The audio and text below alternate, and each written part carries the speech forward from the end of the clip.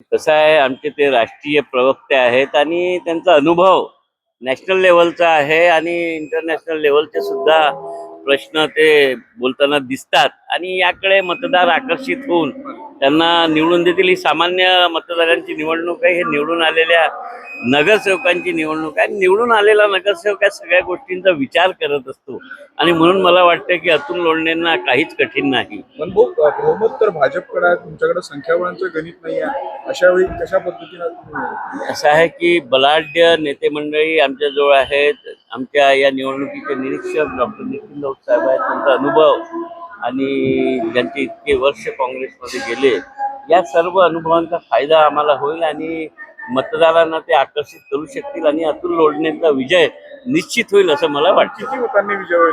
कारण तुमच्याकडे त्या तुलनेत अर्ध्यापेक्षा कमी मत. मला वाटतं की जवळपास 100-1 मतांनी अतुल लोंढे विजयी होऊ शकतील. पण कुठतरी भाजपकडे मतांची संख्या जास्त आहे, ते तुम्हाला मिळतील असे कसे आशा हे गुप्त मतदान आहे ना, गुप्त मतदान आहे आणि माझी अतुल लोंढेंशी चर्चा झाली. त्याच्यात त्यांची तयारी आहे.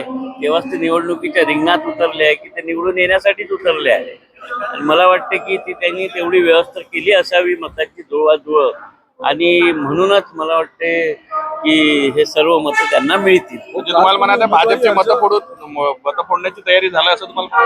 हो, त्या पद्धतीनंच ते निवडणुकीच्या रिंगणात आहेत. काल तुम्ही उमेदवारी अर्ज भरताना सगळ्या प्रक्रियेमध्ये अनुपस्थित होते, कुठेतरी तुम्ही नाराज आहे नाही, मी कशाला नाराज नाही. मी काँग्रेस पक्षाचा कार्यकर्ता आहे, आमदार आहे आणि माझं मतदान नाही आहे ना. मतदान हे नगरसेवकांचं आहे. माझ्यासाठी महत्वाचं होतं मध्य नागपूरमध्ये जे 12,000 लोकांची डोबी नगर वस्ती आहे ती हटवण्यासाठी रेल्वे प्रशासन तिथं जबरदस्ती करत होती आणि त्यांना वाचवण्याच्या प्रयत्नात मी आणि त्या भागातले माझे नगरसेवक आम्ही तिथे लागलो होतो म्हणून आम्ही तिथे येऊ शकलो नाही. या निवडणुकीपेक्षा जो काँग्रेसचा मतदार आहे त्याला सुरक्षित ठेवणं हे माझ्यासाठी महत्वाचं होतं.